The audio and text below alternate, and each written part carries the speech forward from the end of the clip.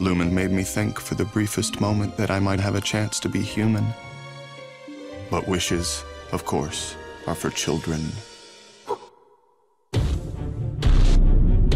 I'm feeling like my old self again, with nothing to stop me from being me. Dexter is back, and this season, his dark passenger returns, renewed, recharged, and ready to take on some faithful adversaries. I think he's enjoying the fact that he's in control in a way that he hasn't been in a while. This is the beginning of a new chapter. It's about a year later. The baby has grown a little bit, and he's developed a little bit. We wanted to very strongly move Dexter forward into a place where the death of Rita and the absence of Lumen was no longer hanging over him. I've learned that periods of darkness can overcome us at any time, but I've also found that I'm able to endure, overcome, and in the process grown stronger. Dexter's discovering that he has a responsibility to his son, creating an atmosphere for him in which he can grow into a normal person. And as a result, he comes to realize that a part of that might have to do with cultivating a spiritual sense in the boy. Look, I know this is a little basic, but how do we even know there is a God?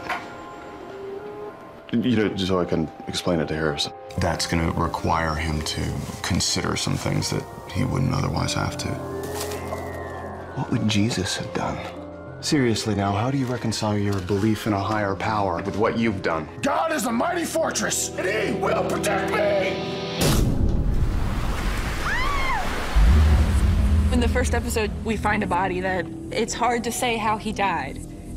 And it just gets weirder from there. Holy Franken... They're elaborate and really horrific death scenes. You know, these guys put in their work. I saw a serpent rise up out of the sea, having 7 heads. And upon his heads the name of blasphemy. We've got a couple of really wonderful actors, Edward James Olmos and Colin Hanks. These guys bring a lot of talent and strength to the table.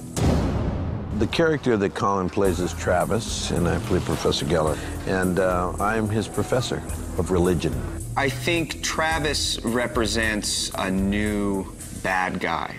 He believes that he's doing the right thing, and that is under the tutelage of Professor Geller's. Patience. And the two of them have this relationship that is very mysterious and dangerous. So it's begun? Yes. It's begun.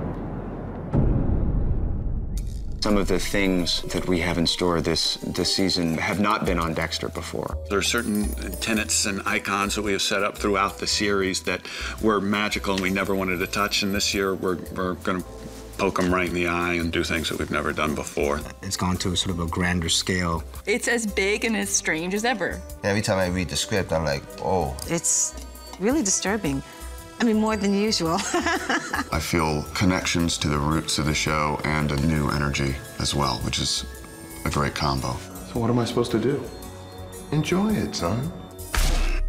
Dexter Morgan returns in Season 6 of the Emmy-nominated hit series Dexter.